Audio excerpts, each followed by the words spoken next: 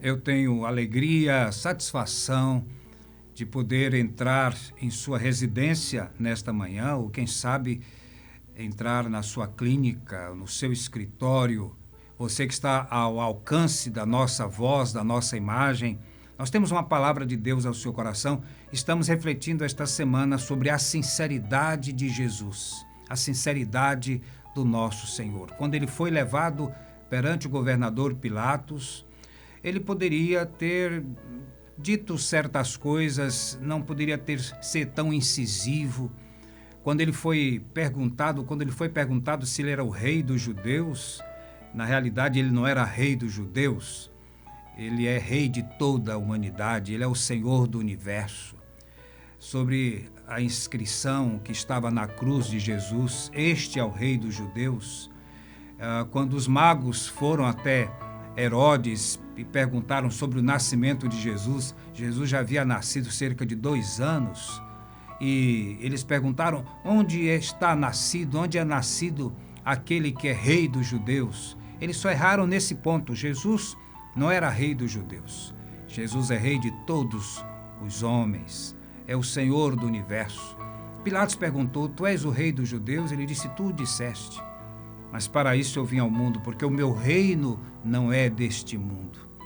Jesus poderia ter silenciado, porque nós não devemos produzir provas contra nós mesmos. A nossa lei brasileira nos diz isso. Ninguém é obrigado a produzir provas contra si mesmo. Jesus poderia ter ficado calado, mas ele disse: para isso eu vim ao mundo, para testemunhar da verdade. O diabo é o pai da mentira, mas o Senhor é o pai da verdade. E os seus discípulos precisam aprender com ele a respeito da verdade, a serem verdadeiros. Jesus poderia ter negociado com os rabinos da época e ter deixado de fazer algumas coisas para não ofender, para não melindrar os religiosos do seu tempo, mas ele não estava preocupado com isso.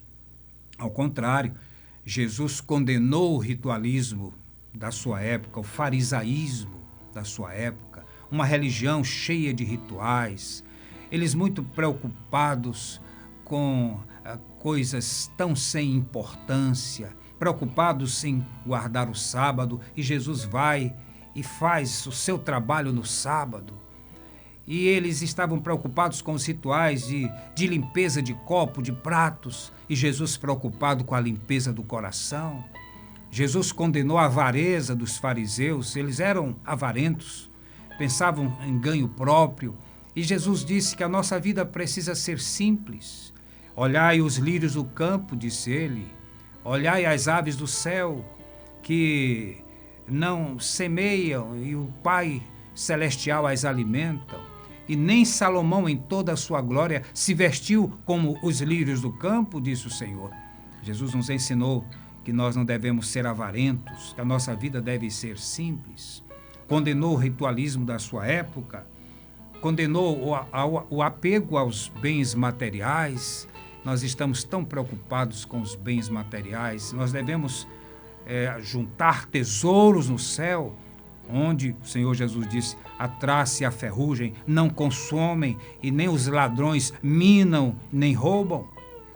Então, esse foi o ensino de Jesus. Ele poderia ter, digamos assim, usado uma expressão, maneirado nas suas palavras, nas suas ações.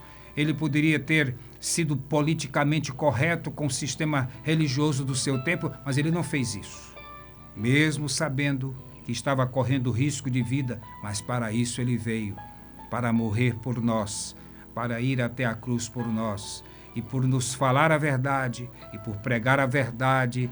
Ele estava mais preocupado em estar em paz consigo mesmo, com a sua consciência, e em paz com o seu Pai Celestial. É assim que deve ser o proceder dos discípulos dele, serem sinceros e verdadeiros como seu Mestre. Amém.